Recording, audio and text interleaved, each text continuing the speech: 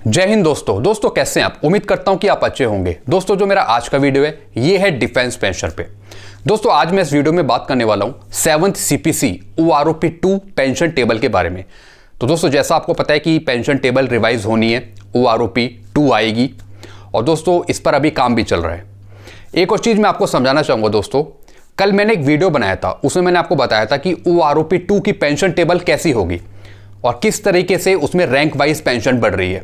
दोस्तों जो मैंने वो टेबल बनाई है OROP-2 पेंशन टेबल, दोस्तों वो मैंने बनाई है 3rd, 4th, 5th, 6th, 7th CPC की पे मैट्रिक्स के अनुसार। जो पुरानी जो पे मैट्रिक्स थी 3rd से 7th CPC तक, उन टेबलों को मैंने आधार माना है, उसके बेस पर मैंने OROP-2 पेंशन टेबल बनाई है।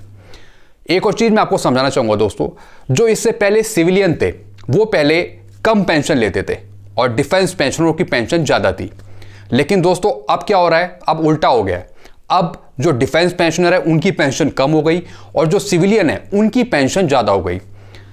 दोस्तों सिविल रूल्स के अकॉर्डिंग, जैसे कि सिविलियन अभी पेंशन ले रहे हैं अपनी पे मैट्रिक्स के अनुसार, तो दोस्तों जो उनकी टेबल है पे मैट्रिक्स की सिविलियन की, उसको भी मैंने सामने रखा है OROP-2 पेंशन टेबल बनाने के लिए। तो सारी टेबल मैंने सामने रखकर OROP-2 पेंशन टेबल बनाई है। दोस्तों जैसा मैंने आपको बताया कि जो मैंने आपको OROP-2 पेंशन टेबल दिखाई, इसको बनाने में मैंने जो टेबल्स ली वो ली 3rd, 4th, 5th, 6th, 7th CPC की, और जिसके अनुसार सिविलियन भी पेंशन ले रहे हैं पे मैट्रिक्स के अनुसार, उस टेबल को भी सामने रखा। दोस्तों अगर इसके अनुसार पेंशन सेट होती है OROP-2 में, तो दोस्तों सबको फायदा होगा, पेंशन किसी की कम नहीं होगी। तो दोस्तों यही पॉइंट उठाने हैं वकीलों को, सरकार को, और एक अच्छी OROP-2 पेंशन टेबल बनानी है। दोस्तों एक टेबल है मेरे पास, ये मैं आपको ब्रीफ कर देता हूं। आप देखिएगा कि जो ACP हवलदार है उसकी जो पेंशन सेट होनी चाहिए OROP-2 में कितनी होगी, 22,971। फिर ACP नायब सूबेदार 26,800, फिर नायब सूबेदार 29,341, फिर सूबेदार 36,050, फिर सूबेदार मेजर 37,150। दोस्तों अगर इसके अनुसार OROP-2 रिवाइज होती है तो दोस्तों बहुत अच्छी बात होगी, वो ही हमारी असली OROP-2 होगी अगर इसके अनुसार हमारी पेंशन सेट होती है। तो दोस्तों अभी जो काम करना है वो करना है टेबल बनाने का, जो सरकार बनाएगी, जो MOD ऑर्डर निकालेगी, फिर PCDA काम करेगी। तो जो भी ये काम करेगी सरकार या जो इनके डिपार्टमेंट वाले, उनको इसी आधार पर एक असली OROP-2 बनानी है।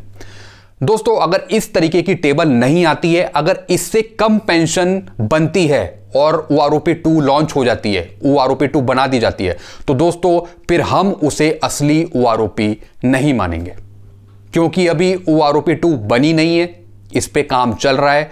तो हम अपने पॉइंट रख सकते हैं कि हमें इतनी ही पेंशन चाहिए, वो ही हमारी असली OROP-2 होगी। तो यही काम करना है सरकार को और एक असली OROP-2 लानी है, जैसे मैं आपको ये टेबल दिखा रहा हूं। और दोस्तों जो मैंने आपको ये फिगर दिखाए, जो मैंने आपको ये टेबल दिखाई, दोस्तों ये कलर्ड सर्विस करने वाले जो पेंशनर हैं उनके लिए भी फायदेमंद है, और इसमें ACP MACP की जो फिगर है वो भी इंक्लूड है। यानी पूरी एक तरीके से एक अच्छी टेबल ये साबित होगी OROP-2 की। दोस्तों एक असली OROP-2 का मतलब क्या है?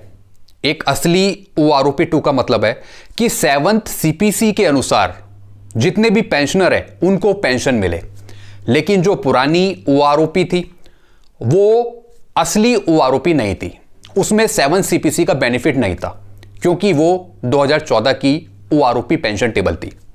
लेकिन दोस्तों जब से 7वां पे कमीशन आया 1/1/16 से, उसके अनुसार पेंशन नहीं दी गई पेंशनरों को। तो दोस्तों जैसा मैंने आपको ये फिगर दिखाए OROP-2 के, इसके अनुसार ही पेंशन सेट होनी चाहिए। तो दोस्तों जो एक साथ 2014 से पहले जो पेंशन आए हैं उन पेंशनरों को भी फायदा होगा इस टेबल से, और एक साथ 2014 से 31/12/2015 के बीच में जो पेंशन आए हैं पेंशनर, उनको भी फायदा होगा, और जो 7th CPC में जो पेंशन आ रहे हैं उनको भी फायदा होगा जिनकी पेंशन कम हो रही है। तो दोस्तों एक बेस मानकर एक टेबल के अनुसार पेंशन सेट होनी चाहिए OROP 2 में। तो दोस्तों जैसा मैं आपको इन टेबल में भी दिखा रहा हूं, इतनी पेंशन तो सेट होनी चाहिए OROP 2 में, वो ही हमारी असली OROP 2 होगी। इससे कम हम बर्दाश्त नहीं करेंगे दोस्तों, क्योंकि पहले जो हम लेते आए हैं पेंशन वो भी कम है। 7 CPC का हमें बेनिफिट नहीं मिल पाया, वो भी हमारा दुर्भाग्यपूर्ण बात थी। तो दोस्तों हमें चाहिए 7 CPC का असली बेनिफिट, एक असली OROP 2। दोस्तों जो मेरे वीडियोस रहते हैं वो 98-99% ग्रुप वाई के रहते हैं। तो दोस्तों अगर एक्स ग्रुप के अगर कोई पेंशनर हैं तो अगर कुछ सवाल पूछना चाहते हैं या क्वेश्चन पूछना चाहते हैं तो डायरेक्ट आप मुझे कमेंट बॉक्स में पूछ सकते हैं, या फिर मेरा होम पेज पे मेरा पर्सनल नंबर है, आप मेरे व्हाट्सएप पे भी कमेंट कर सकते हैं। दोस्तों एक और चीज़ मैं आपको समझाना चाहूँगा कि जो 7 CPC में जो सिविलियन पेंशन ले रहे हैं अपनी पे मैट्रिक्स के अनुसार, दोस्तों वो तो बिना प्रमोशन के ही लगभग 4200 ग्रेड पे, 4600-4800 ग्रेड पे तक पहुंच जाता है, उसके अनुसार अपनी पेंशन ले लेता है। तो दोस्तों कम से कम जवानों का इतना तो ख्याल रखना चाहिए कि कम से कम अगर उनकी क्वालिफाइंग सर्विस इतनी नहीं है, मान लीजिए अगर कोई सिपाही 2000 से उठा है, 2000 ग्रेड पे से उठा है, कम से कम उसकी 2800 ग्रेड पे तक तो कम से कम उसके अनुसार तो पेंशन सेट होनी चाहिए। तो दोस्तों ये बात मैं इसलिए बता रहा हूं क्योंकि 2006 से पहले वालों को इस पर बहुत नुकसान है। 2006 के बाद तो MSCP ACP लेकर वो बड़े हुए रैंक की पेंशन ले लेता है। तो दोस्तों इसलिए मैंने जितने भी सिपाही हो गए, नायक हो गए, उनकी पेंशन जो मैंने सीधा सेट करी है वो ACP हवलदार पे करी है कि कम से कम उन्हें 2800 ग्रेड पे का तो फायदा मिले, कम से कम उनकी पेंशन इतनी तो बढ़े, क्योंकि दोस्तों इतनी उनकी क्वालिफाइंग सर्विस नहीं होती है। और सिविलियन की तो एक तो क्वालिफाइंग सर्विस भी ज़्यादा होती है और ऊपर से वो बिना प्रमोशन के ही वो एक ऊंचे रैंक की पेंशन ले लेते हैं। तो दोस्तों ये एक छोटी सी चीज़ मैंने आपको क्लियर करी है।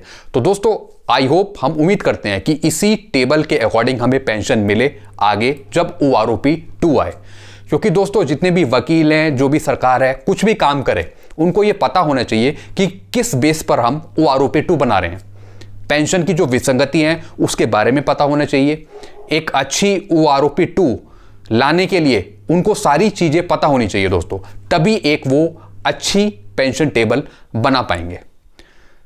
तो दोस्तों हम उम्मीद करते हैं कि हमें एक अच्छी OROP 2 पेंशन टेबल बने। दोस्तों जो ये मैं आपको बताई है इसके अनुसार अगर मिलती है तो बहुत बढ़िया है। इसके अनुसार इतनी पेंशन तो मैक्सिमम बनती है 7 CPC में। दोस्तों मैं आपको कई कंपैरिजन करके बताता हूं। मैं आपको स्कूल के हेडमास्टर साहब, फिर डिफेंस के पेंशनर की पेंशन, फिर मैं आपको किसी असिस्टेंट जो टीचर है उसकी पेंशन, फिर डिफेंस के किसी रैंक की पेंशन, काफ़ी कंपैरिजन करके बताता हूं और ये भी बताता हूं कि कितना डिफरेंस है। हम मानते हैं कि जो सिविलियन हो गए या जो स्टेट पेंशनर हो गए वो अपनी क्वालिफाइंग सर्विस के आधार पर वो अपनी बढ़ी हुई रैंक की पेंशन ले लेते हैं, अपने बढ़े हुई डेजिग्नेशन की पेंशन ले लेते हैं। लेकिन दोस्तों जो डिफेंस पेंशनर हैं, भले उनकी क्वालिफाइंग सर्विस इतनी नहीं होती, लेकिन कम से कम उन्हें 7 CPC का बेनिफिट तो दें, वो भी नहीं दे रहे हैं। तो इस बात से थोड़ा दुख होता है। तो दोस्तों आई होप ये आपको वीडियो अच्छा लगा होगा। अगर आप ये शेयर करते हैं वीडियो तो मुझे बहुत अच्छा लगेगा, काफ़ी लोगों तक पहुँचाइए आप ये वीडियो। तो दोस्तों यही वीडियो मैं एंड करता हूँ। खुश रहिए, मुस्कुराते रहिए और चैनल को आप सब्सक्राइब कर लीजिए। Thank you very much.